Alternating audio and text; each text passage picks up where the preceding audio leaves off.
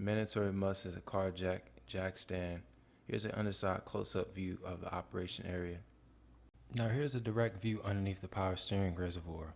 There is excess oil from a loose oil plug sensor that will be handled later. Once the lower pressure hose is taken off, a stopper will need to be placed to prevent the reservoir from draining out. In this case, use a 1/4 inch vinyl hose and zip tie. I'm going to go ahead and come back here and take the cap off.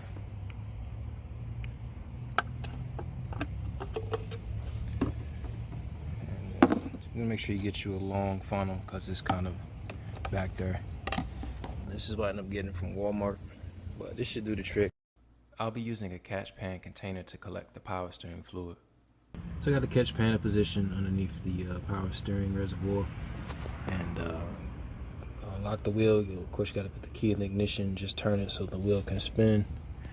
And as it's spinning, you should see that fluid is coming from the reservoir, and it's pretty dirty, need to be changed out. Now you're going to do this for a little bit, and after a while you kind of want to stop, and you're going to go to the reservoir and put more steering fluid in. Alright, so I spent it back and forth about 20 times up until this point, and this is how much I've poured in. Yeah, I was able to get some more in there, but unfortunately due to the angle, some of it spilled, but that's okay. We can take care of that later. So after about 40 spins back and forth, a hose barb and a 3/8 vinyl tube will be necessary to plug into the low pressure hose to determine if the power steering fluid is clear enough. Alright, so here we are.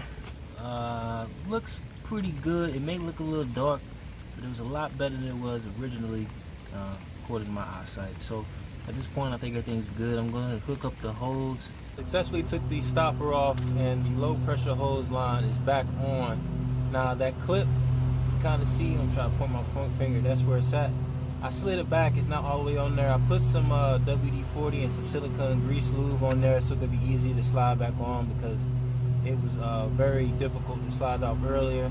But the fluid looks good coming out. I'm going to go ahead and slide that on there, and everything should be set. At the end, I used a baser to check the new fluid on the reservoir, and it looks clear. This is how the new power steering fluid should look.